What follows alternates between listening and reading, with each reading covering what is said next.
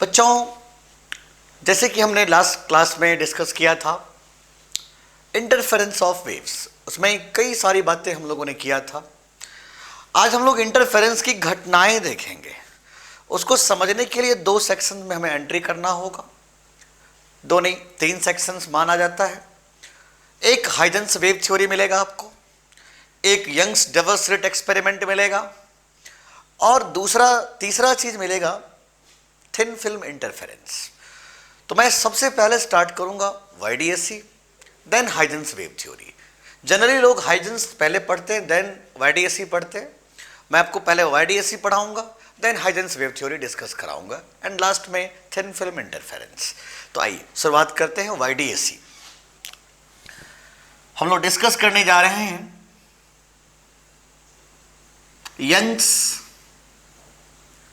Double slit experiment. YDSE इसी का नाम है। बहुत ही बढ़िया केस, बहुत ही बढ़िया चीज। आप यकीन मानो, आपके पूरे के पूरे ध्यान दीजिएगा, पूरे के पूरे जो वेव ऑप्टिक्स चैप्टर हैं उसमें इसी का यूज है। ये आ गया मतलब सब कुछ आ गया, और ये नहीं आया तो कुछ आया कहां। और ये उसी को आएगा जिसको इसके थ्योरी आएगा। जिस बच्चे ने इसका थ्योरी कर लिया उसको सब कुछ हो गया। और एक ही एक्सपेरिमेंट है, उसी पर हम लोग प्रॉब्लम सॉल्विंग टेक्निक करते चले जाएंगे, करते चले जाएंगे। तो चलिए सबसे पहले हम लोग वाईडीएससी को जानें। इससे पहले हम लोग पढ़ेंगे सबसे पहले छोटी छोटी बातें। मैं हल्का सा डिफाइन करता हूं फ्रिंज। फ्रिंज को डिफाइन किया गया बच्चों, locus of all wave front. हमने कहा कि locus of all wave front को नाम दिया जाए फ्रिंज। फ्रिंज क्या होता है बच्चों, नन्हे मुन्ने? Locus of all wave fronts. Wave front का लोकस को हम लोग फ्रिंज के नाम से जानेंगे। अब देखिए वेव फ्रंट क्या है, हम लोग हाइजेंस वेव थ्योरी में बहुत अच्छे से समझाएंगे वेव फ्रंट को। देखिए यही वेव फ्रंट है, यही सारे वेव फ्रंट हैं। आप समझने की कोशिश करिएगा। इस वेव फ्रंट में primary wave front, secondary wave front, फिर प्राइमरी सेकेंडरी ऐसे होते चले जाएंगे।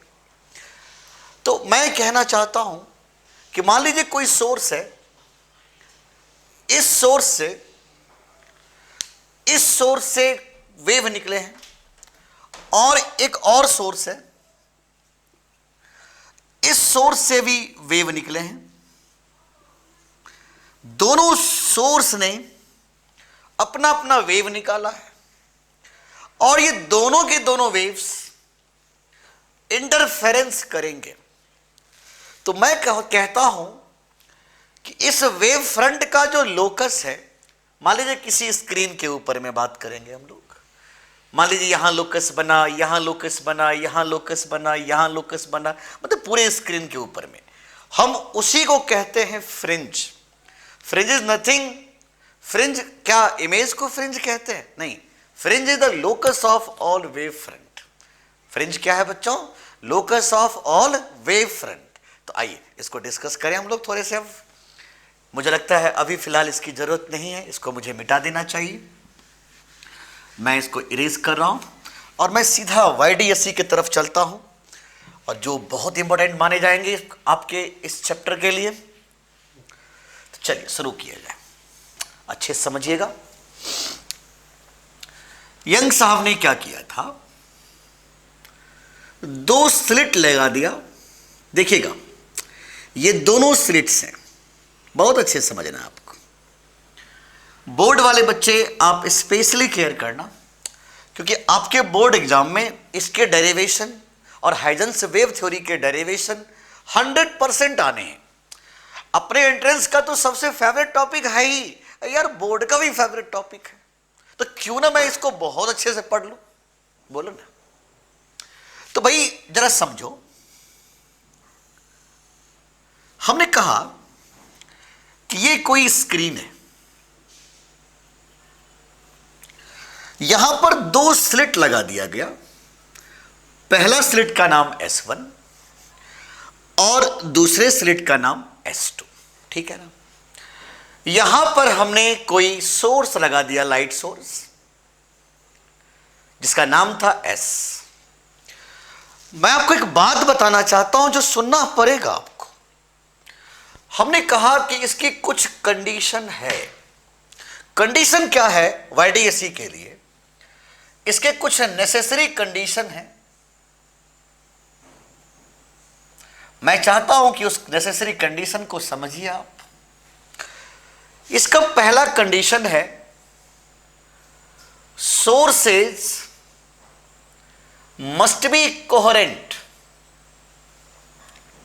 अब कोहेरेंट सोर्स का नाम लिया है, मतलब दोनों जो सोर्स है ना, दोनों सोर्स इन फेज में होना चाहिए।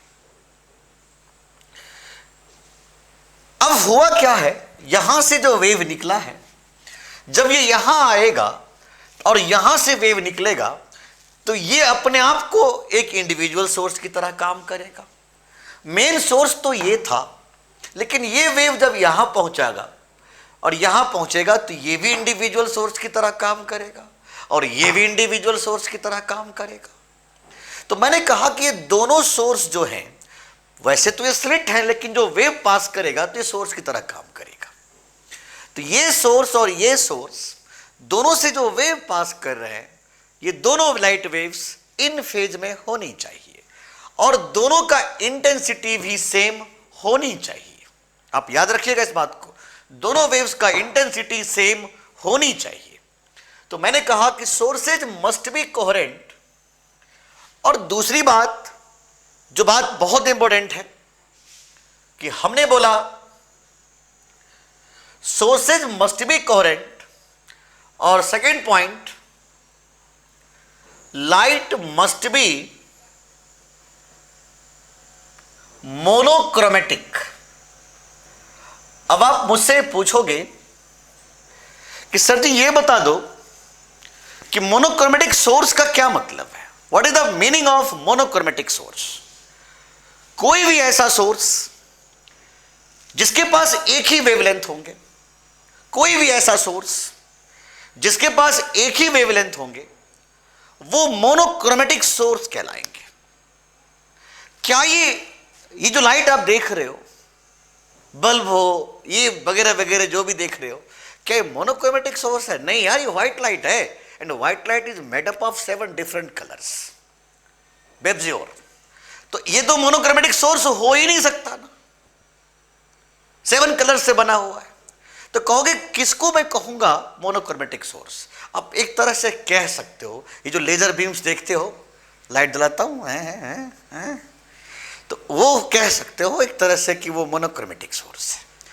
तो लाइट को हमने कहा कि मोनोक्रोमेटिक सोर्स होना चाहिए, मतलब इस लाइट के पास एक ही वेवलेंथ होनी चाहिए।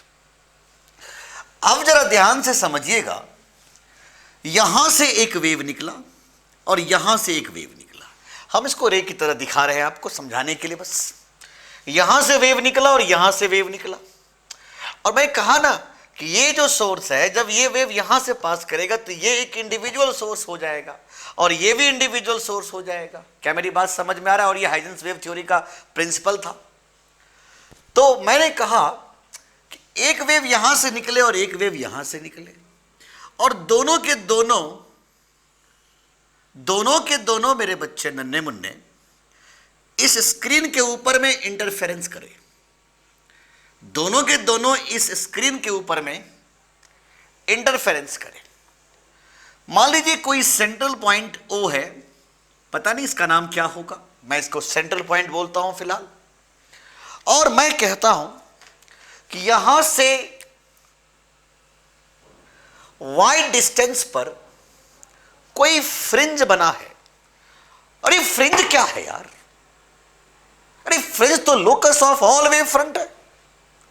मतलब ये जो वेव फ्रंट्स इसके सामने में गए हैं ओवरलैप करने के लिए, इंटरफेरेंस करने के लिए, वो यहां पर इंटरफेरेंस किया इस एग्जैक्टली इस पॉइंट P पे। मैं इस पॉइंट का नाम भी दे देता हूं कुछ P। तो मैं कहता हूं कि इस P पॉइंट पर इंटरफेरेंस किए हैं और इस P पॉइंट पर कोई फ्रिंज बने होंगे। क्या मेरी बात समझ में आ रहा है? तो अब देखिएगा ध्यान से, हम इससे पहले कि टॉपिक स्टार्ट करें, मैं आपको एक छोटा सा बात समझाना चाहता हूं। ऑप्टिकल पाथ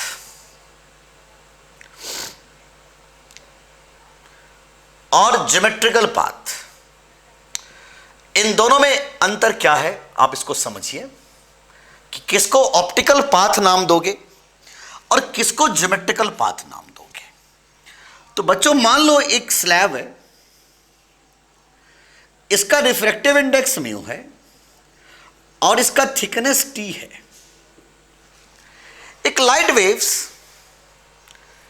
इसमें से जा रहा था, तो हमने ऑप्टिकल पाथ बोला रिफ्रैक्टिव इंडेक्स गुना थिकनेस गुना जो भी डिस्टेंस कवर किया होगा ये लाइट बीम्स। तो मैंने तो इसका नाम दिया ऑप्टिकल पाथ।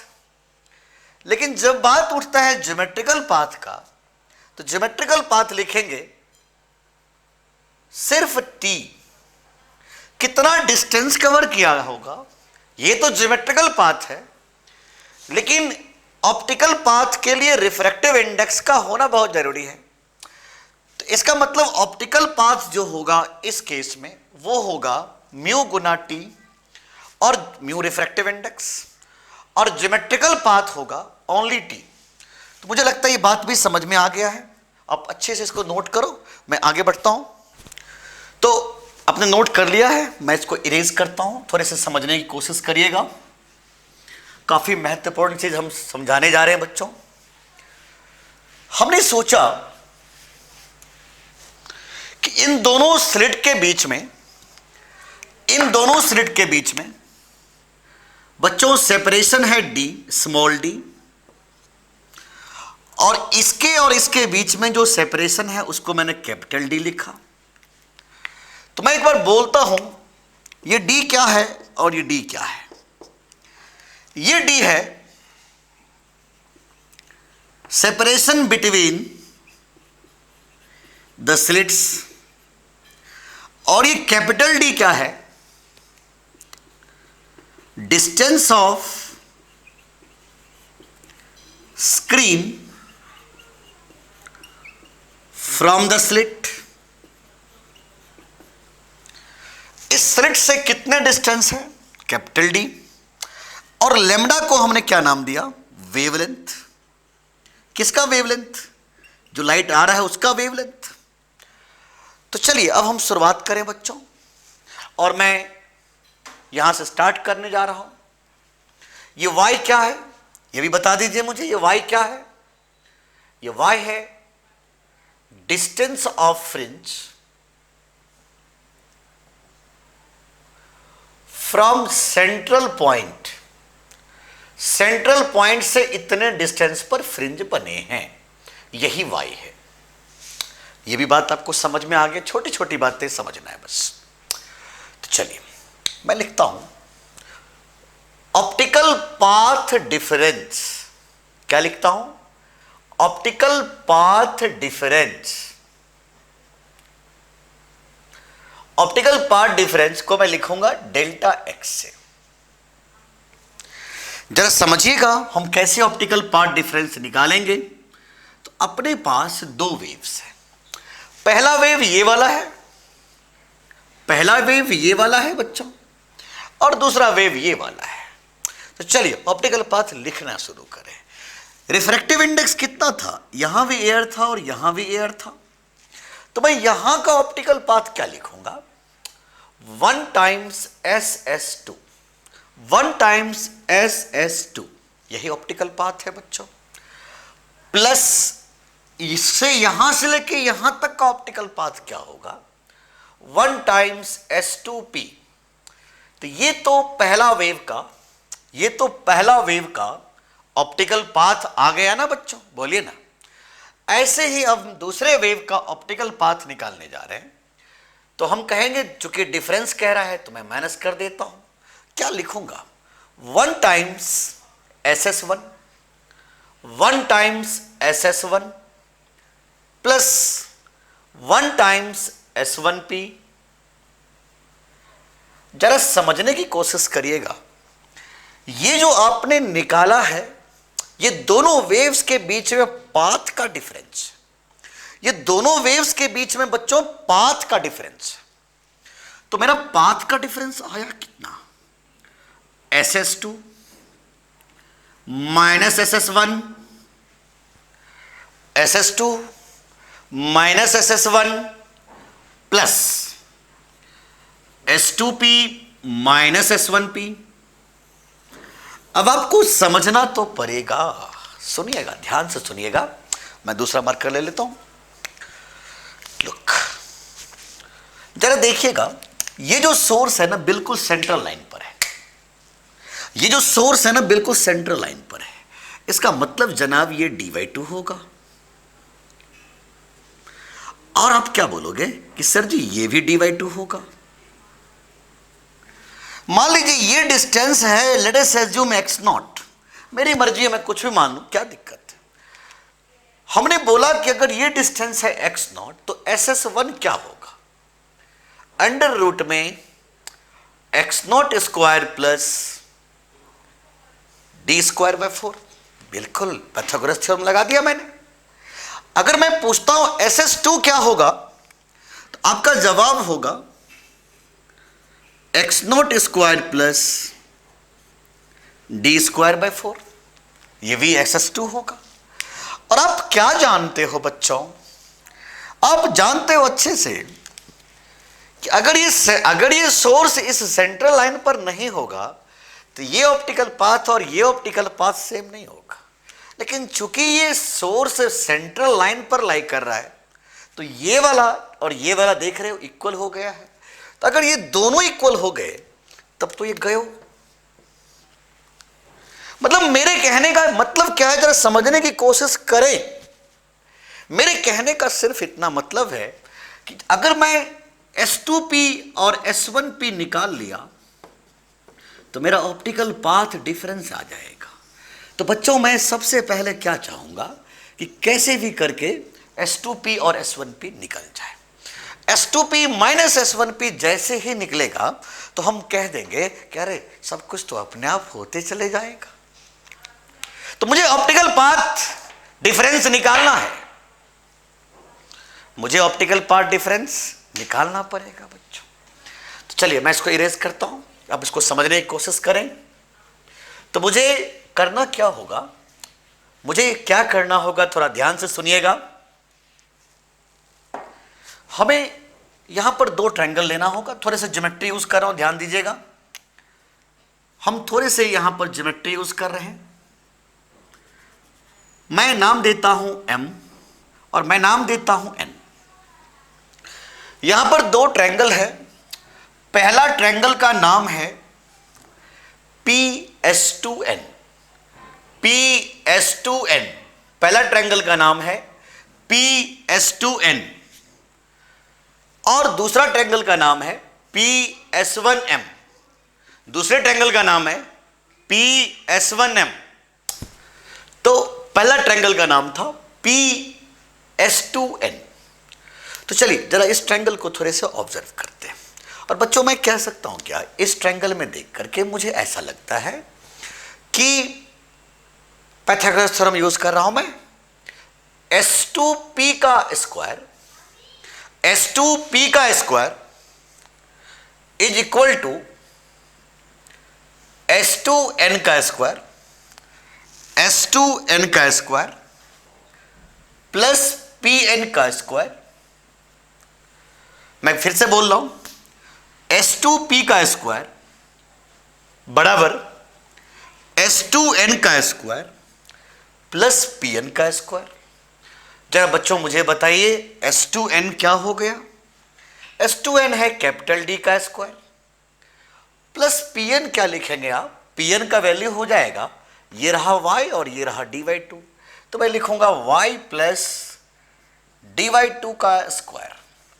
और जनाब आप कह रहे हो d² plus y² plus d²/4 plus yd। D square plus Y square plus D square by 4 plus Y D. तो ये बच्चों आपका वैल्यू आया है S2P का स्क्वायर का, A square plus B square plus 2ab। तो बच्चों मैंने S2P का स्क्वायर निकाल लिया। अब मेरे माइंड में आ रहा था कि भाई कैसे भी करके S1P का भी वैल्यू निकालें कुछ। तो मैंने ये वाला ट्रायंगल ले लिया। ट्रायंगल का नाम था ट्रायंगल PS1M। PS1M। तो मैं कहता हूं S1P का square is equal to S1M का स्क्वायर प्लस PM का स्क्वायर।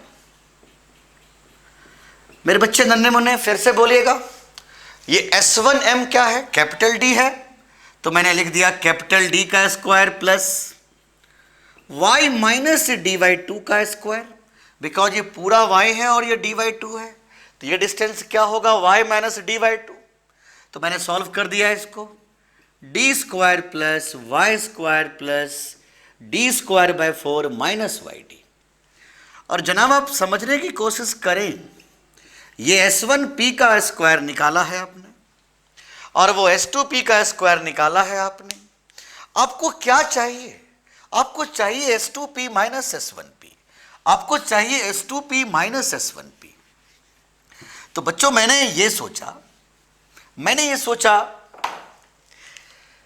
कि भाई अगर मैं इसको ऐसे लिख दूं कि S2P का स्क्वायर माइनस S1P का स्क्वायर, तो आप जरूर कहोगे कि S2P plus S1P into S2P minus S1P। बोलिए ना, S2P का स्क्वायर माइनस S1P का स्क्वायर को मैं लिख सकता हूं कि नहीं लिख सकता हूं? S2P plus S1P into S2P minus S1P। तो एक छोटा सा काम मैं कर लेता हूं, S2P का स्क्वायर और S1P का स्क्वायर हमें पहले से पता है, दोनों को घटा देता हूं। जैसे ही घटाऊंगा तो ये दोनों कट जाएगा, ये दोनों कट जाएगा, ये दोनों कट जाएगा और ये हो जाएगा बच्चों 2YD। इसका वैल्यू आ गया है 2YD, देख सकते हो आप। अब एक बात बताइएगा, हम ये मान के चल रहे हैं कि angle is very very very very small. अब आप मुझसे पूछोगे जरूर कि सर जी एक बात बताओ, एंगल बड़ा होगा तो क्या करेंगे? तो वो आगे का मैटर है, अभी हम उस पर बात नहीं करना चाहते। जब वो बात करेंगे तो बड़ी लंबी बातें करेंगे, प्रॉमिस। तो अब जरा समझिएगा, हम ये मान के चल रहे हैं कि एंगल बहुत ज्यादा छोटा है, और जब एंगल बहुत ज्यादा छोटा होगा ये, तो क्या हम कह सकते हैं कि S1P और कैपिटल D में कोई अंतर नहीं है, S2P और कैपिटल D में कोई अंतर नहीं है। लेकिन ये बातें कब हुआ बच्चों? जब हमने मान लिया कि दोनों एंगल जो है ना बहुत छोटे हैं, एंगल बहुत छोटे हैं। जब एंगल बहुत छोटा था तो ये भी D और ये भी D, तो ये हो गया 2D। और हम इसका वैल्यू निकालेंगे। अब एंगल छोटा है, बहुत छोटा है, तो मैं S2P S1P को लगभग बोल दूंगा कैपिटल D, लगभग कैपिटल D बोलूंगा। तो अब इसका मतलब ये थोड़ा ना कि ये जीरो हो जाएगा, ऐसे तो नहीं बोल सकता हूं मैं। तो मैंने लिख दिया this is S2P minus S1P। और आप देख सकते हो S2P माइनस S1P का वैल्यू आ गया YD by D, YD by D. बच्चों अभी हम लोगों ने एक जो डिराइव किया था पार्ट डिफरेंस का, मैं इरेज कर रहा हूं इसको। तो मैंने पार्ट डिफरेंस के बारे में बताया था आपको कि पार्ट डिफरेंस जो मेरा वैल्यू आया था वो कुछ इस प्रकार आया था कि path difference is S2P minus S1P। तो S2P क्या है? S2P माइनस S1P क्या है? YD by D. तो इसका मतलब मेरा जो पार्ट डिफरेंस आया वो आया है बच्चों YD बाई डी। जरा समझने की कोशिश करेंगे सारे बच्चे। This is YD by D and this is known as OPD, optical path difference. OPD का मतलब वो वाला OPD नहीं भाई, आप समझ पा रहे हो कि नहीं समझ पा रहे हो? आप अच्छे से इसको नोट। बच्चों मैं अब आगे बढ़ रहा हूं, आप समझने की कोशिश करना। तो मैंने ऑप्टिकल पार्ट डिफरेंस निकाल लिया। अब हम वैरायटी की बातें करने जा रहे हैं। मान लीजिए बच्चों, वेट,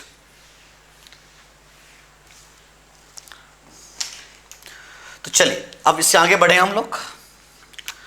तो बच्चों मैं कहता हूं कि मेरा ऑप्टिकल पाथ डिफरेंस आया है, जिसको आप लोग डेल्टा एक्स से लिख रहे हो, उसका वैल्यू आया है Y D by D. Kept in mind, optical path difference आया है आपका वाई डी बाई डी। मतलब कहानी बहुत ही स्पष्ट है, और हम कहेंगे, एक बार फिगर फिर से बना देता हूं मैं, ताकि माइंड में ये बातें चमकते रहे आपको। यहां सोर्स था, ये पहला स्लिट, दूसरा स्लिट, और ऐसे हम बात किए थे, यहां पर पॉइंट पी था, और ये कैपिटल डी था, और बच्चों ये स्मॉल डी था। आपको याद है मैंने एक बात बताया था कि इसे बोलते थे वाई, और ये सेंट्रल पॉइंट ओ कहलाता था। This is known as central point, और यहां से लेके यहां तक का जो डिस्टेंस है, इसे हम लोग कहते हैं distance of fringe from the central point. क्या मेरी बात समझ में इतनी बातें आ गया? अब मैं जानता हूं कि फेज डिफरेंस और पाथ डिफरेंस के बीच में एक बहुत ही अच्छा लिंक होता है। और क्या होता है कि फेज डिफरेंस बराबर 2 pi by lambda into path difference. तो क्या नन्हे मुन्ने मैं इसको ऐसे बोल सकता हूं कि phase difference is equal to 2 pi by lambda into Y D by D. अभी आप निकाले थे वाई डी बाई डी, तो जरा बताइए मुझे, क्या वाई का वैल्यू आ गया lambda D by 2 pi D, lambda D by 2 pi D into phase difference. Y का वैल्यू आ गया lambda D by 2 pi D into phase difference. ये सारा खेल इसी पे होने वाला है। ये वाई क्या है? Distance of fringe from central point. मैं कहता हूं बच्चों, नन्हे मुन्ने जरा समझिएगा, if P is the point of maxima, मान लीजिए कि इस P पॉइंट पर कोई मैक्सिमम इंटेंसिटी का एग्जिस्टेंस हुआ है। मतलब इस P पॉइंट पर इंटेंसिटी मान लीजिए 4I0 हो गया, तो यार ये कब होगा? ऐसे तो होगा नहीं। अगर ये P पॉइंट पे कंस्ट्रक्टिव तरीके से वेव इंटरफेरेंस किए, तब तो वहां पर मैक्सिमा बनेगा। हम पहले से जान रहे हैं कि दोनों वेव का इंटेंसिटी सेम था, इसका मतलब यहां की इंटेंसिटी 4I0 होने वाली है। लेकिन ये कब होगा मेरे बच्चे नन्हे मुन्ने? तो आपका जवाब होगा कि जब जब phase difference plus minus 2n पाई हो,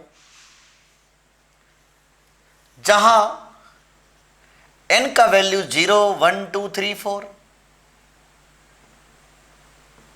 मतलब जब जब फेज डिफरेंस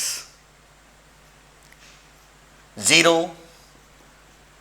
पाई, 0, 2 पाई, 4 पाई, डॉट डॉट डॉट डॉट, तब हम कहेंगे कि वेव कंस्ट्रक्टिव तरीके से इंटरफेरेंस किए हैं।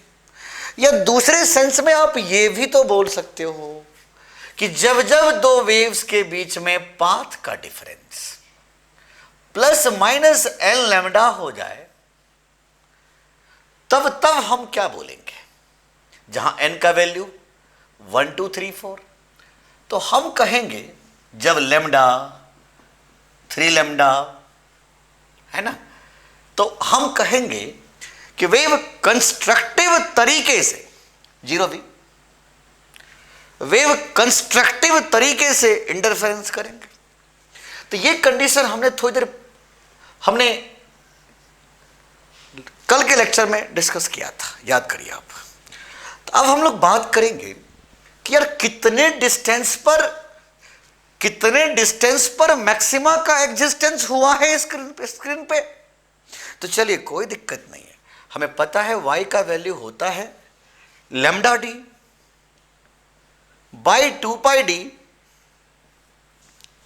Into phase difference. और मैक्सिमा के लिए जो फेज डिफरेंस था,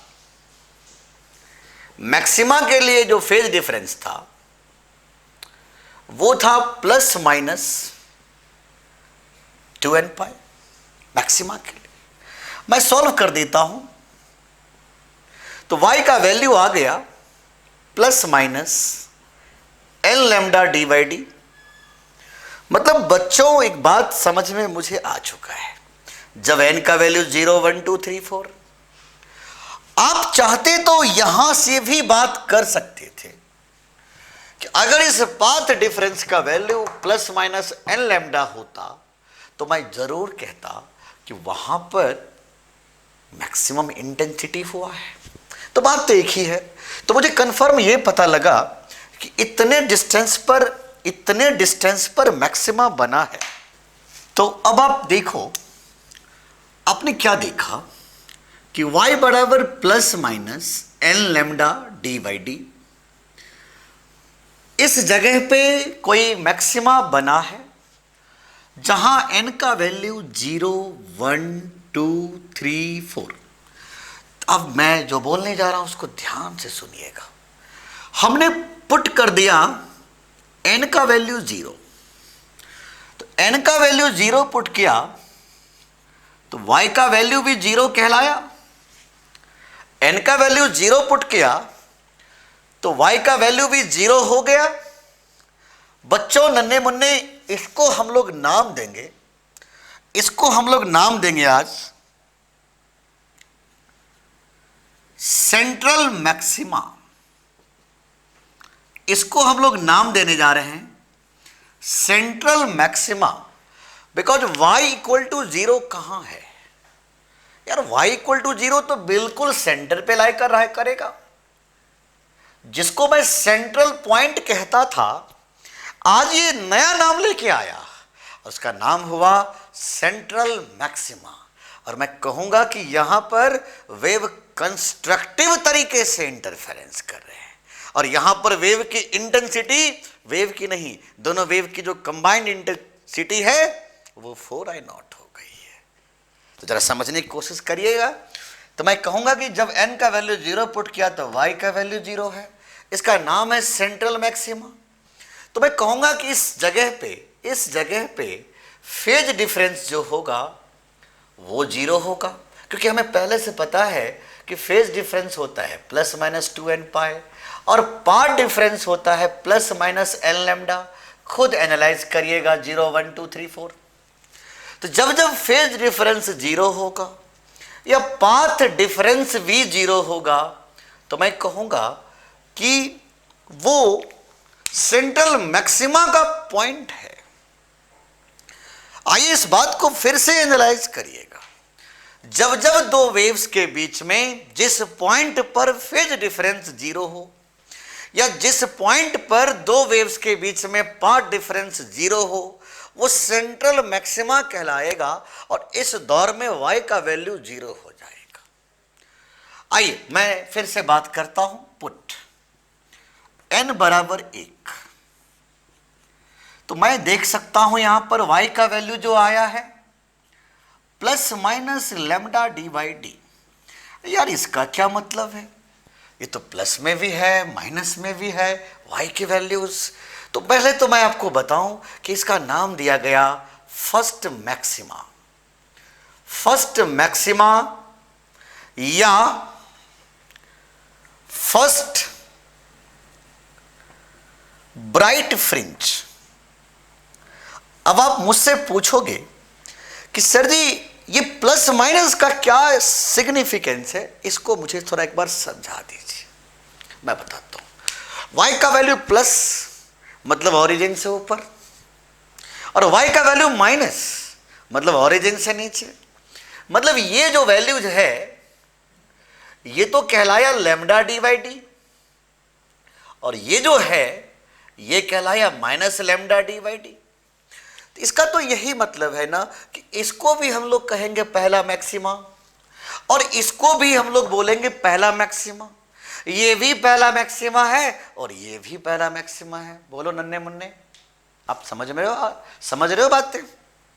चलिए, तो अब आप कहोगे कि इस केस में इसका मतलब पूरे स्क्रीन के ऊपर में दो जगह पे पहला मैक्सिमा बना था, सेंट्रल पॉइंट से ऊपर भी, मतलब सेंट्रल मैक्सिमा से ऊपर भी और सेंट्रल मैक्सिमा से नीचे भी।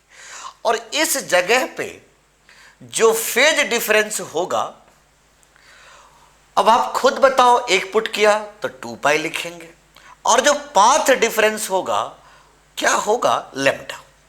तो इस बात को भी माइंड में आप इसको फीड कर दो कि जब जब किसी पॉइंट पर, फिर से बोल रहा हूं, सुनना है कान खोल के सुन लीजिए, जब जब किसी पॉइंट पर दो वेव्स के बीच में फेज डिफरेंस 2 पाई हो या पाथ डिफरेंस लैम्डा हो, तो मैं कहूंगा ये तो पहला मैक्सिमा है, ये तो फर्स्ट ब्राइट फ्रिंज है, फर्स्ट ऑर्डर ब्राइट फ्रिंज है। एक ही बात है। इसका मतलब इस जगह पे भी दो वेव्स के बीच में फेज डिफरेंस 2 पाई था, और इस जगह पे भी दो वेव्स के बीच में फेज डिफरेंस 2 पाई था। या ऐसे बोल सकता हूं कि इस जगह पे दो वेव्स के बीच में पाथ डिफरेंस लैम्डा था, और इस पे भी दो वेव्स के बीच में पाथ डिफरेंस लैम्डा था। तो मैंने कह दिया कि अरे ये तो पहला मैक्सिमा है भाई। मैंने फिर से सोचा, नन्हे मुन्ने फिर से सुनिएगा, तो मैंने पुट किया n बराबर 2। अब आप खुद मुझे समझाए, अच्छे से समझाइए कि अब इसका वैल्यू क्या हो गया, plus minus 2 lambda D by D. जरा इसका नाम क्या बोलेंगे, पहले नाम तो बता दीजिए, उसके बाद तो हम कुछ काम भी करेंगे। तो इसका नाम बोलेंगे हम लोग कि सेकेंड मैक्सिमा या सेकेंड ब्राइट फ्रिंज। ये सेकेंड मैक्सिमा है या सेकेंड ब्राइट फ्रिंज है। अब बात ये उठता है कि यहां भी प्लस माइनस है, क्या मतलब है इसका? इसका तो साफ मतलब है कि स्क्रीन ये सेंट्रल पॉइंट से ऊपर भी और सेंट्रल पॉइंट से नीचे भी, मतलब ये भी जगह है 2 लैम्डा डी बाई डी, मतलब ये 2 लैम्डा डी बाई डी, और ये भी जगह है 2 लैम्डा डी बाई डी, मतलब -2 लैम्डा डी बाई डी लिखेंगे। तो इसको बोलूंगा सेकेंड मैक्सिमा, इसको ही बोलूंगा सेकेंड मैक्सिमा। बोलो नन्हे मुन्ने। तो मैं जरूर कहूंगा कि इस जगह पे फेज डिफरेंस जो है वो है 4 पाई, इस जगह पे जो फेज डिफरेंस है वो है 4 पाई, और इस जगह पे जो पाथ डिफरेंस है वो पाथ डिफरेंस है 2 लैम्डा।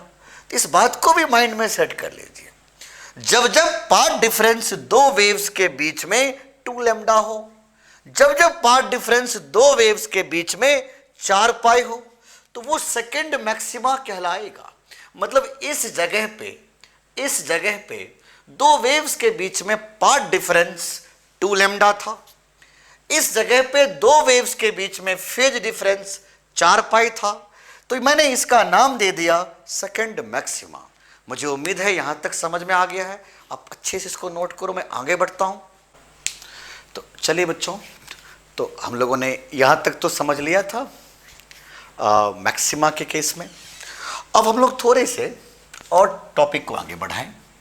जैसे कि हम लोग अभी भी देखे थे बच्चों कि y बराबर क्या था, lambda D by 2 pi D into delta phi. एक बार मैं फिर से एनालाइज करूंगा। मैं कहता हूं वही पॉइंट पे जिस पॉइंट की बात मैं करने जा रहा था, यहां वाला point, if point P is the point of minima, कि मान लीजिए जो P पॉइंट है बच्चों वो मिनिमा का पॉइंट है। तो मिनिमा का पॉइंट मतलब क्या, डिस्ट्रक्टिव तरीके से इंटरफेरेंस कर रहे हैं। और डिस्ट्रक्टिव तरीके से इंटरफेरेंस करने का मतलब, चूंकि इंटेंसिटी दोनों वेव्स का सेम था, मतलब रिजल्टेंट इंटेंसिटी जीरो की बात हो रही है।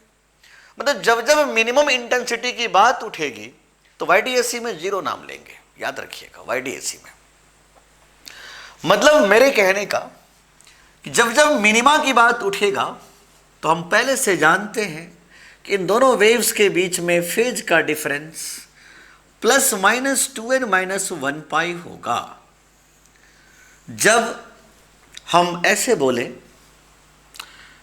n का value 1 2 3 4 dot dot dot dot dot dot dot, तो जब जब फेज डिफरेंस पाई हो, 3 पाई हो, 5 पाई हो, तब हम कहेंगे कि वेव डिस्ट्रक्टिव तरीके से इंटरफेरेंस करेंगे, और तब हम कहेंगे कि इंटेंसिटी मिनिमम हो चुका है, मिनिमा की कंडीशन है। क्या मेरी बात समझ में आ रहा है सबको? तो जब जब दो वेव्स के बीच में किसी पॉइंट पर फेज डिफरेंस या तो पाई हो या 3 पाई हो या 5 पाई हो, dot dot dot dot dot dot odd multiple, तो मैं कहूंगा कि उस जगह पे इंटेंसिटी मिनिमम हो जाएगा। और YDAC में इंटेंसिटी को हम जीरो बोलेंगे, मिनिमम इंटेंसिटी को, बिकॉज अंडर रूट में I1 माइनस अंडर रूट में I2 का whole square is the minimum intensity, I1 equal to I2 equal to I0 and the net is zero. या दूसरे शब्दों में बात करिएगा कि जब जब पाथ डिफरेंस ±2n - 1 λ/2 था, या दूसरे शब्दों में आप ऐसे बोले कि जब जब पाथ डिफरेंस λ/2 हो, 3 λ/2 हो, 5 λ/2 हो, तब हम कहेंगे कि वेव डिस्ट्रक्टिव तरीके से इंटरफेरेंस किए हैं, और उस जगह पे इंटेंसिटी का मिनिमम वैल्यू होगा, मतलब इंटेंसिटी का वैल्यू जीरो हो जाएगा। सुनिए ध्यान से, मैं एक बार दोबारा समझाना चाहूंगा कि चूंकि मैंने फेज डिफरेंस का वैल्यू बोला 2n - 1 पाई, मैं इस वैल्यू को उठा के यहां सेट करता हूं, तो मेरा वैल्यू आया y equal to λd/2 pi d into ±2n - 1 पाई।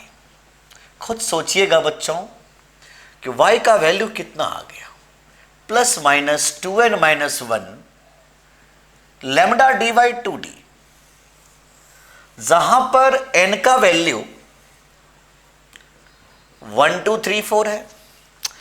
बच्चों मैं चाहता हूं एक बार दोबारा मेरे साथ बोलिए आप लोग कि जब मैं इसका वैल्यू 1 पुट करता हूं तो मेरा y का वैल्यू आया है ±λd/2d।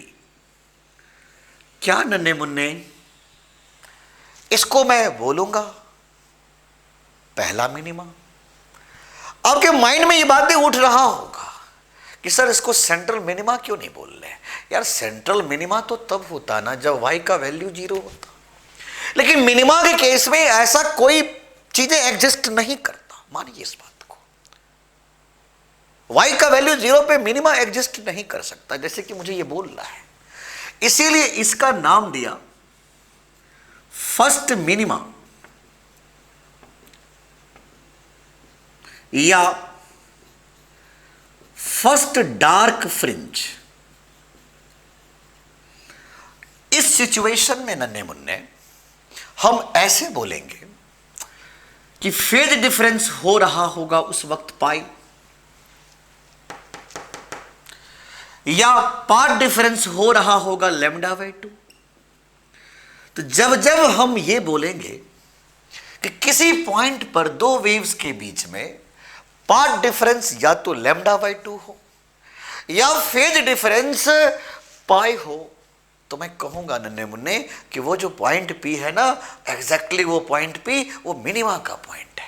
और जैसे कि मैं यहां पर देख रहा हूं कि ये भी प्लस माइनस के फॉर्म में है, इसका मतलब स्क्रीन से ऊपर भी मुझे मिल रहा है ये, मतलब ये सेंट्रल फ्रिंज से, सेंट्रल मैक्सिमा से ऊपर भी मिल रहा है और नीचे भी मिल रहा है। मतलब ये भी पहला मिनिमा कहलाएगा, लेमडा डी बाई 2d, और ये लेमडा डी बाई 2d। तो ये दोनों के दोनों पहला मिनिमा है, मानिए इस बात को। अगर मैं सेम सिचुएशन कहता हूं कि पुट n इक्वल टू 2, तो बच्चों मैं क्या बोलूंगा कि जब मैं n का वैल्यू 2 पुट किया तो मैं लिखूंगा कि y equal two plus minus 3 lambda D by 2d। तो बच्चों मैं इसका नाम बोलूंगा सेकेंड मिनिमा या सेकेंड डार्क फ्रिंज।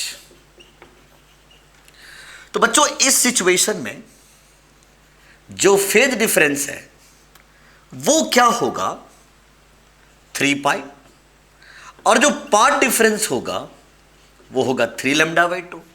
तो जब जब दो वेव्स के बीच में पार्ट डिफरेंस 3 लेमडा बाई 2 हो किसी पॉइंट पर, या दो वेव्स के बीच में फेज का डिफरेंस 3 पाई बाई 2 हो, सॉरी 3 पाई हो, तो मैं उसको क्या बोलूंगा, मैं उसको बोलूंगा कि सेकंड मिनिमा का पॉइंट है। यहां पर सेकंड डार्क फ्रिंज बना है, यहां पर इंटेंसिटी 0 है, यहां भी इंटेंसिटी 0 है और यहां भी इंटेंसिटी 0 है। क्या मेरी बात समझ में आ रहा है? मतलब स्क्रीन पे अगर बात करें तो ये दोनों पॉइंट सेकंड मिनिमा का पॉइंट है। अब जल्दी से इसको नोट करो, मैं आगे बढ़ता हूं। तो एक बार मैं दोबारा इसको थोड़ा सा और मॉडिफाई करना चाहता हूं, और मैं चाहता हूं कि आपको एक बार विजुअलाइज करवाऊं इन चीज़ों को। थोड़े से विजुअलाइजेशन होगा तो समझ में भी आएगा। तो इसके लिए मैंने आपको एक सामने में स्क्रीन लगाया और मैं आपको मैक्सिमा मिनिमा का घटना दिखाने जा रहा हूं। देखिए स्क्रीन है, बहुत अच्छे से समझिएगा, काफ़ी इजी है, टॉपिक तो बहुत इजी है, बस आप कितने समझ रहे हो इस पर डिपेंड कर रहा है। देखिए मैंने ऐसे सोचा, मेरे हाथ में कई कलर्स हैं, मैं कलर्स के माध्यम से इसको समझाने की कोशिश करूंगा कि देखिए ये जो पॉइंट आप देख रहे हो ना, मैं इसका नाम सेंट्रल मैक्सिमा रखता हूं। ये पॉइंट हमने नाम दिया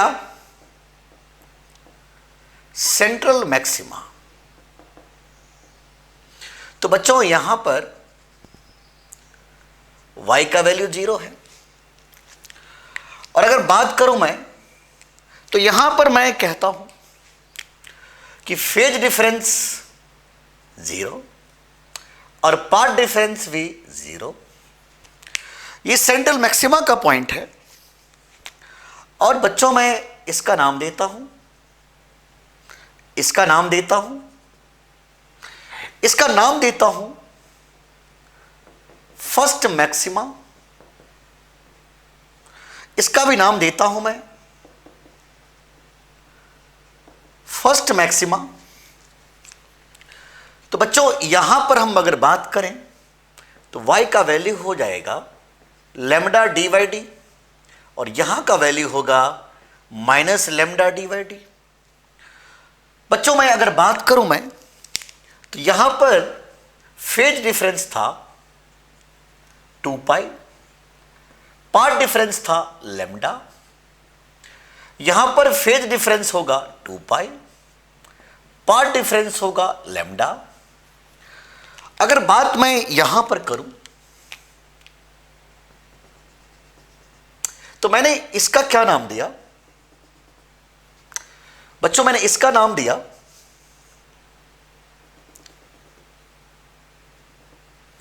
ये सेकंड मैक्सिमा का नाम दे दिया मैंने इसको, और इसका भी नाम मैं सेकंड मैक्सिमा देता हूं। यहां पर y का वैल्यू मैंने लिखा 2 लेमडा डी बाई डी, और यहां होगा -2 लेमडा डी बाई डी। जरा बताइए सारे बच्चे कि यहां पर का फेज डिफरेंस क्या होगा और यहां का फेज डिफरेंस क्या होगा, तो आपका जवाब होगा कि सर यहां का फेज डिफरेंस 4 पाई, यहां का फेज डिफरेंस भी 4 पाई, यहां का पार्ट डिफरेंस 2 लैम्डा और यहां का भी पार्ट डिफरेंस 2 लैम्डा। तो आपने मैक्सिमा को तो देखा, मैं चाहता हूं बच्चों नन्हे मुन्ने एक बार मिनिमा को भी आप देखते, थोड़े और अच्छा लगता। आप कहोगे सर जी ये पहला मिनिमा कहलाया, दिस इज फर्स्ट मिनिमा,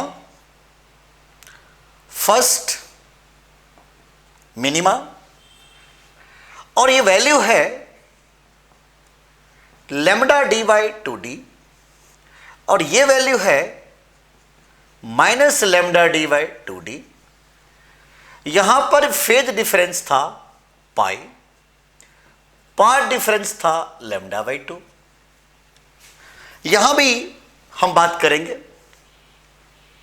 यहां का फेज डिफरेंस था पाई और पार्ट डिफरेंस था लैम्डा बाई 2। तो ये पहला मिनिमा हो गया बच्चों। मैं इसका क्या नाम दूं, मैं इसका क्या नाम दूं, मैं इसका नाम दूंगा सेकंड मिनिमा, सेकंड मिनिमा। ये जो सिचुएशन आपने देखा, यहां पर y का वैल्यू है 3 लैम्डा डी बाई 2d और यहां पर y का वैल्यू है minus 3 lambda D by 2d। तो ये भी मिनिमा का है, सेकंड मिनिमा, और ये भी सेकंड मिनिमा। तो यहां पर फेज जो होगा वो होगा 3 पाई और पार्ट डिफरेंस होगा 3 लैम्डा बाई 2। यहां पर फेज डिफरेंस होगा 3 पाई और पार्ट डिफरेंस होगा 3 लैम्डा बाई 2। मेरी बात बहुत ही बारीकी से सुनिएगा, मैं इससे ज़्यादा नहीं ले जाऊंगा, चिंता मत करें। मैं इसी को थोड़े से अब एक्सप्लेन कर देता हूं। चलिए, ये तो मेरा स्क्रीन था। अब आप इसको थोड़े से मॉडिफाई करने की कोशिश करो। देखिए, मैं कलर दिखाता हूं आपको। ये सेंट्रल मैक्सिमा कहलाया, नन्हे मुन्ने ये सेंट्रल मैक्सिमा कहलाया। ये पहला मैक्सिमा कहलाया,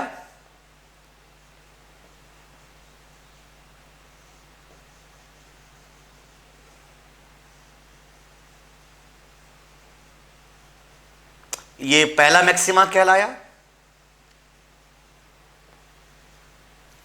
सेम बात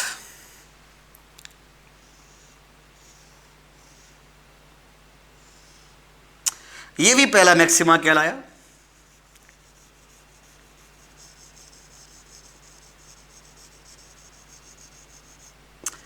ये दोनों पहला मैक्सिमा कहलाया। सेम बात अगर आप करें,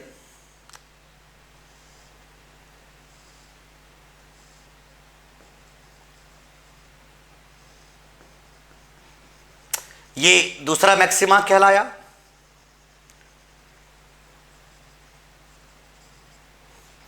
और बच्चों,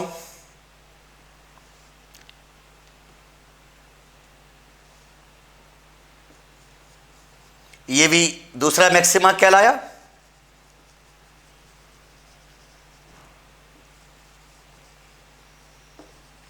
तो मैंने रेड कलर से मैक्सिमा को दिखाने की कोशिश किया है।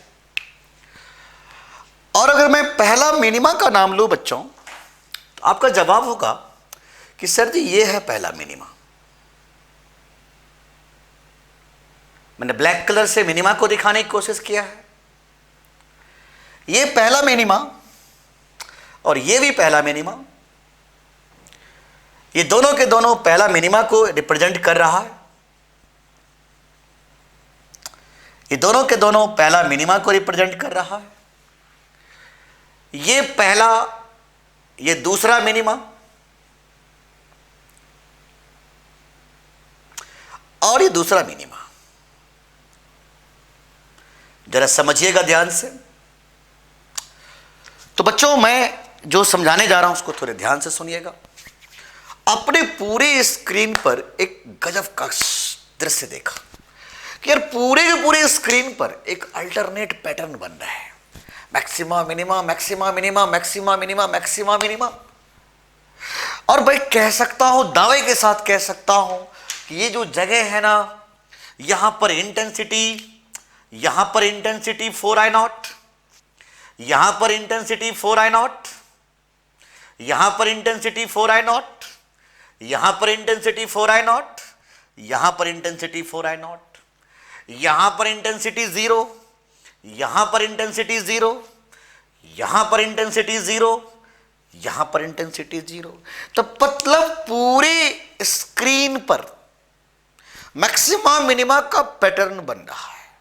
और पूरे स्क्रीन पर अगर देखिए तो एक इंटेंसिटी घटते बढ़ते जा रहा है। तो अगर मैं इसको एक ग्राफिकली अप्रोच से थोड़े से इसको डील करूं तो मुझे ऐसा लगता है कि आप इसको एंजॉय करोगे ऐसे। बिल्कुल देखिएगा ध्यान से कि ये मैक्सिमा दिखा रहा है, मैंने इंटेंसिटी दिखाने की कोशिश किया, इधर इंटेंसिटी है और इधर मैं वाई का वैल्यूज को दिखा रहा हूं। तो मैं ऐसे ग्राफ को यहां ले जाऊंगा, देन आप कहोगे, आप जरूर कहोगे बच्चों ऐसे।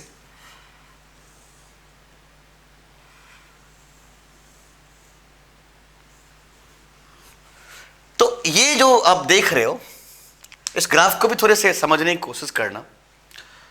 ये 4I0 को रिप्रेजेंट करता है। और पैटर्न जितने इस पैटर्न में और भी क्वालिटी क्या है, आप जैसे जैसे आगे बढ़ते जाओगे ना, तो देखिए वैल्यू तो 4I0 ही रहेगा, इसकी शार्पनेस कम होती जा रही, इसीलिए मैं ग्राफ को ऐसे दिखाया हूं। तो मेरे कहने का जो मतलब है उसको समझने की कोशिश करिएगा कि यहां पर इंटेंसिटी तो 4I0 है, लेकिन यहां आके 0 हो गया। तो मतलब ये घट रहा है। फिर यहां पर 0 है और यहां 4I0 हो गया, मतलब बढ़ रहा है।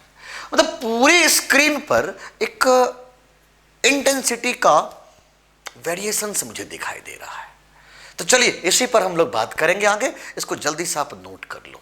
आपने नोट कर लिया है इसको? अब थोड़े से इसको और मॉडिफाई करता हूं। तो बच्चों, मैं अब जो बातें करने जा रहा हूं वो बहुत ही गजब का बातें हैं, थोड़ा और सुनिएगा। बहुत अच्छा लग रहा है, बहुत एंजॉय के साथ आप पढ़ रहे हो, बहुत अच्छा लग रहा है मुझे। तो सुनिए, ध्यान से सुनिएगा। अब हमने जो बातें किया, मेरा अगला पॉइंट है फ्रिंज विड्थ। कि यार ये फ्रिंज विड्थ है क्या? इसको मैं बीटा से लिखूंगा। बहुत इंपॉर्टेंट पॉइंट है फ्रिंज विड्थ। अब आप मुझसे पूछोगे जरूर कि सर ये बताइए कि फ्रिंज विड्थ कहते किसको है? तो मैं समझाने जा रहा हूं आपको। तो मैंने लिखा, it is defined as the distance between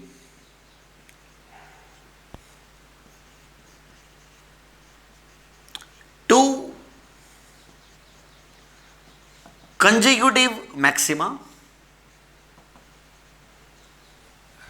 It is defined as the distance between two consecutive maxima. और मैं एक और डेफिनेशन बताने जा रहा हूं, उसको थोड़ा ध्यान से सुनिएगा कि it is also defined as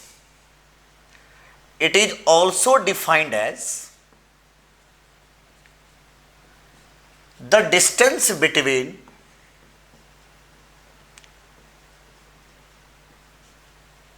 to consecutive minima. तो जनाब मैंने बहुत ही स्पष्ट रूप में समझाने की कोशिश किया है कि दो मैक्सिमा से मैक्सिमा के बीच के डिस्टेंस को फ्रिंज विड्थ बोले, या दो मिनिमा से मिनिमा के बीच के डिस्टेंस को भी हम लोग फ्रिंज विड्थ बोले। तो आइए जरा समझने की कोशिश करिएगा फ्रिंज विड्थ को। तो मैं लिखूंगा y2 माइनस y1 या y1 माइनस y0। तो मैं कहता हूं इस y2 का वैल्यू क्या है? 2 लैम्डा डी बाई डी। और y1 का वैल्यू क्या है? Lambda D by D. अभी निकाले थे, याद करो ना, सेकेंड मैक्सिमा माइनस पहला मैक्सिमा। या दूसरे शब्दों में आप ऐसे भी बोल सकते हो कि पहला maxima minus central maxima. Central maxima में y1 का वैल्यू y0 तो 0 होता है। तो अब देखो ना क्या निकल गया फ्रिंज विड्थ का वैल्यू। अरे ये तो लैम्डा डी बाई डी निकल गया। मैं चाहता हूं एक बार आप और अच्छे से इसको भी देखिएगा। मैंने जो इसको डिफाइन किया, it is defined as the distance between two consecutive minima, उसको भी हम लोग फ्रिंज विड्थ ही बोलते हैं बच्चों। तो आइए एक बार चेक करके देख लेते हैं क्या आता है। y2 माइनस y1, y2 कितना है? 3 lambda D by 2 D minus lambda D by 2 D. 3 lambda D by 2 D minus lambda D by 2 D. और हम कह देंगे fringe width is lambda D by 2 D. Fringe width is lambda D by 2 D, नहीं lambda D by D only. आप check कर सकते हो, 3 1 2 2 2 cut जाएगा। अब एक बात समझो बच्चों, जो बात मैं समझाने जा रहा हूं कि फ्रिंज विड्थ का वैल्यू जो यहां आया है वही यहां आया है। क्या मतलब है कि दो मैक्सिमा से मैक्सिमा के बीच के डिस्टेंस को हम लोग फ्रिंज विड्थ बोलते हैं, या दो मिनिमा से मिनिमा के बीच के डिस्टेंस को हम लोग फ्रिंज विड्थ बोलते हैं। पक्का बोलते हैं बच्चों। तो अब यहां पर मेरे माइंड में एक बात उठा, बता दूं? बोलिए। तो मेरे माइंड में पूछो क्या उठा? मेरे माइंड में ये बात उठा कि यार देखो, दो मैक्सिमा से मैक्सिमा के बीच का जो डिस्टेंस है वही दो मिनिमा से मिनिमा के बीच के डिस्टेंस भी है। दो मैक्सिमा से मैक्सिमा के बीच के जो डिस्टेंस हैं वही दो मिनिमा से मिनिमा के बीच के भी डिस्टेंस है। और जो मैक्सिमा से मैक्सिमा के बीच का डिस्टेंस है वो लैम्डा डी बाई डी है, और मिनिमा से मिनिमा के बीच का जो डिस्टेंस है वो भी लैम्डा डी बाई डी है, उसी को हम लोग फ्रिंज विड्थ बोलते थे। तो इसका मतलब मेरे मन में एक बहुत बहुत ज्यादा अच्छा एक आइडिया आया कि distance between two consecutive maxima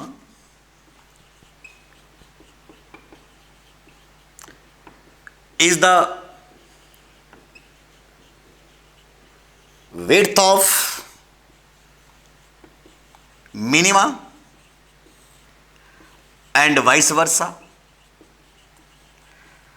मेरे कहने का मतलब यही है कि दो मैक्सिमा से मैक्सिमा के बीच का जो डिस्टेंस है वो विड्थ ऑफ मिनिमा कहलाए, या दो मिनिमा से मिनिमा के बीच का जो डिस्टेंस है वो विड्थ ऑफ मैक्सिमा कहलाए। बात तो एक ही है, क्योंकि दो मैक्सिमा से मैक्सिमा के बीच का जो डिस्टेंस था वही दो मिनिमा से मिनिमा के बीच का भी डिस्टेंस था। तो इसका क्या मतलब है कि जो मैक्सिमा से मैक्सिमा के बीच का डिस्टेंस है वो विड्थ ऑफ मिनिमा कहलाए, या दो मिनिमा से मिनिमा के बीच के डिस्टेंस जो है वो विड्थ ऑफ मैक्सिमा कहलाए। आप जल्दी से इसको नोट कर लो। चलिए तो हम लोगों ने नोट कर लिया है। अब हम थोड़ा सा और आगे बढ़ें। अब हम बात करेंगे general characteristics of fringe width. इस फ्रिंज विड्थ के कुछ स्पेशल कैरेक्टरिस्टिक देखने जा रहे हैं हम लोग। बहुत ही अच्छे से समझने की कोशिश करिएगा। जैसे कि आप जानते हो कि बीटा बराबर lambda D by D, beta is lambda D by D. सुनना है, ध्यान से सुनना है, बहुत अच्छे से। मैंने पहला केस लिया कि fringe width directly proportional to D. तो मेरे कहने का मतलब क्या है, जरा ध्यान से सुनिएगा। बात हम लोग कर रहे हैं कि fringe width directly proportional to capital D बच्चों। अब ये देखिए यहां पर आपको एक बहुत अच्छा बात समझाने जा रहा हूं, एक कहानी सुनाता हूं मैं आपको। जैसे कि आप जानते हो कि डी के बढ़ने से फ्रिंज विड्थ बढ़ेगा और डी के घटने से फ्रिंज विड्थ घटेगा। बच्चों एक छोटा सा कहानी सुनिएगा। अच्छा ये बताओ, सिनेमा हॉल में मूवी वो भी देखे हो? तो अब देखे होगे कि जो पर्दे होते हैं ना, पर्दे पे लाइट आता रहता है और वहाँ पर कुछ बनता है और मैं देख पाता हूँ, है ना? याद आया आपको? हाँ, अब ये मत कहना कि सर हम तो मूवी देखते हैं बस। चलो देखो, तो बात मैं कह रहा था कि जो स्क्रीन पे बनता है ना वो क्या है? क्या वो इमेज है? नहीं, अरे वही तो फ्रिंज है, उसी को तो मैं फ्रिंज कहता हूँ। अब देखिए ना कि अगर प्रोजेक्टर लेंस यहाँ होता और यही स्क्रीन होता और मैं यहाँ पर करता, यहाँ से लाइट को भेजता, तो छोटे छोटे अक्षय कुमार, छोटे छोटे धर्मेंद्र, जितेंद्र सब बनता है, छोटे नन्हे मुन्ने बनते, इतने छोटे छोटे दिखाई देते मुझे। अब ये जितना दूर लेते चले जाएंगे, मतलब स्क्रीन से जितना ये सोर्स दूर होते चले जाएगा तो उतने बड़े बड़े अक्षय कुमार नजर आएगा। तो क्या अक्षय कुमार का साइज बढ़ा है, इमेज बढ़ा है? नहीं, फ्रिंज का साइज बढ़ा है। तो मैं कहूंगा कि फ्रिंज विड्थ बढ़ते चले जाएगा।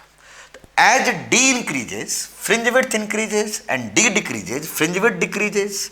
तो मैं इन दोनों के बीच में अगर बच्चों ग्राफ पूछूं आपसे, तब क्या कहोगे कि फ्रिंज विड्थ और कैपिटल डी के बीच में ग्राफ बिल्कुल ऐसे होना चाहिए। क्या इतनी बातें समझ में आ रहा है आपको? फिर मेरे दिमाग में एक बात और उठा कि भैया फ्रिंज विड्थ जो है वो इनवर्सली प्रोपोर्शनल है डी का, कि डी का वैल्यू बढ़ने से फ्रिंज विड्थ घटते चले जाएगा। मतलब ये डी क्या था, जरा एक बार फिर से समझा दूं मैं। ये तो कैपिटल डी था और ये स्मॉल डी था, ये कैपिटल डी था और ये स्मॉल डी था। इस डी का वैल्यू नन्हे मुन्ने, इस डी का वैल्यू जितना कम होगा, सुनिएगा, इस डी का वैल्यू जितना कम होगा फ्रिंज विड्थ उतने ही बढ़ते चले जाएंगे। अब ये मत कहिएगा कि दोनों के बीच में अगर सेपरेशन हो ही नहीं तो क्या होगा। यार सेपरेशन नहीं होगा तो दो लाइट तो जाएंगे नहीं इंटरफेरेंस के लिए, तो तुम्हें दो लाइट की जरूरत तो है ही है। तो ऐसा भी नहीं है कि डी को जीरो कर दीजिए, मैंने कहा कि डी का वैल्यू बहुत कम होना चाहिए, बहुत ज़्यादा कम। तो जितना डी का वैल्यू कम होगा फ्रिंज की चौड़ाई उतनी बढ़ती चली जाएगी। और मैं कह सकता हूं बच्चों कि फ्रिंज विड्थ और डी के बीच में ग्राफ कैसा होगा? बिल्कुल हाइपरबोलिक ग्राफ होगा बच्चों। लेकिन बहुत एक इंपॉर्टेंट बात मैं आपसे करना चाह रहा हूं, जरा समझने की कोशिश करिएगा। हमने यहां पर तीसरा पॉइंट लिया कि जो फ्रिंज विड्थ है वो डायरेक्टली प्रोपोर्शनल है वेवलेंथ के। जो फ्रिंज विड्थ है वो डायरेक्टली प्रोपोर्शनल है वेवलेंथ के, मतलब वेवलेंथ के मान बढ़ने से फ्रिंज विड्थ बढ़ते ही चले जाएगा और वेवलेंथ घटेगा तो फ्रिंज विड्थ घटता चला जाएगा। अब जैसे देखिए हमारे पास एक टेक्निक था VIBGYOR, पढ़े थे हम लोग। ऐसे वेवलेंथ बढ़ेगा तो सबसे ज्यादा वेवलेंथ किसका है? रेड कलर का। सबसे कम वेवलेंथ किसका है? वायलेट का। अब यहां पर एक IIT वालों ने क्वेश्चन पूछा था, जेई एडवांस, मेरे ख्याल से 2011 में आया था, चेक कर लीजिएगा। क्वेश्चन क्या था जरा सुनिएगा ध्यान से, बहुत ही सिंपल क्वेश्चन था। कह रहे YDAC is carried out by 3 different colours. तो YDAC को 3 डिफरेंट कलर से किया गया था। पहला नाम लिया था रेड, दूसरा नाम लिया था ग्रीन और तीसरा नाम लिया था ब्लू। लेकिन एक बात समझिएगा, इसने बहुत ही स्पष्ट रूप में बोला था कि 1 कलर एट अ टाइम, एक बार में एक ही कलर यूज किया था। एक बार में 2 कलर नहीं यूज किया था, एक बार में एक ही कलर यूज किया था, ग्रीन ही या रेड ही या ब्लू ही। क्योंकि YDAC तो मोनोक्रोमेटिक लाइट से होने बात मैंने समझाया था आपको। तो इन्होंने कहा कि इसकी वजह से जो फ्रिंज विड्थ रिकॉर्ड किया गया था वो था बीटा आर। इसकी वजह से जो फ्रिंज विड्थ रिकॉर्ड किया गया था वो था बीटा जी, और इसकी वजह से जो फ्रिंज विड्थ रिकॉर्ड किया गया था वो था बीटा बी। तो इन तीनों में रिलेशन क्या है? बीटा आर, देखिए सबसे ज्यादा किसका वेवलेंथ है? रेड कलर का, तो सबसे बड़ा तो बीटा आर होगा। जिसका वेवलेंथ सबसे ज्यादा होगा मैं कहूंगा फ्रिंज विड्थ उतना ही बड़ा होगा। फिर हम बात करेंगे रेड के बाद ग्रीन का नंबर आएगा, तो उसके बाद मैं लिखूंगा बीटा जी, और सबसे कम किसका होगा? ब्लू का। अब आप देख सकते हो कितने बेसिक लेवल पे क्वेश्चन आपके एंट्रेंस में देता है, और ये जेई एडवांस का क्वेश्चन है नन्हे मुन्ने। तो देखो कई बार आप लोगों के माइंड में ना एक बात उठता है कि यार एक बात बताओ सर जी, इतने बड़े बड़े क्वेश्चन हम लोग दिया जाता है कि हम करें कैसे? एडवांस वाले बेवकूफ बनाता है, इतने बड़े बड़े क्वेश्चन देगा और उसके लॉजिक होते 2 लाइन के। अगर आपने बेसिक फंडामेंटल पर ध्यान दिया तो दुनिया की कोई ताकत नहीं है जो आपको रोक सकता है। इसलिए फंडामेंटल चीजों को ध्यान से समझिए। मैं कहता हूं एक पॉइंट इसमें और डिफाइन कर देता हूं। जैसे कि आप जानते हो कि जो लैम्डा होता है वो इन्वर्सली प्रोपोर्शनल टू होता है रिफ्रैक्टिव इंडेक्स का। तो क्या मैं चौथा पॉइंट के रूप में यह बोलूं कि जो फ्रिंज विड्थ होगा वो रिफ्रैक्टिव इंडेक्स के इन्वर्सली प्रोपोर्शनल होगा? बिकॉज फ्रिंज विड्थ लैम्डा के डायरेक्टली प्रोपोर्शनल है, मतलब रिफ्रैक्टिव इंडेक्स के इन्वर्सली प्रोपोर्शनल होगा। इसका यही तो मतलब हुआ ना कि अगर इस YDAC को किसी मीडियम में प्लेस कर दिया जाए तो इसका फ्रिंज विड्थ घट जाएगा।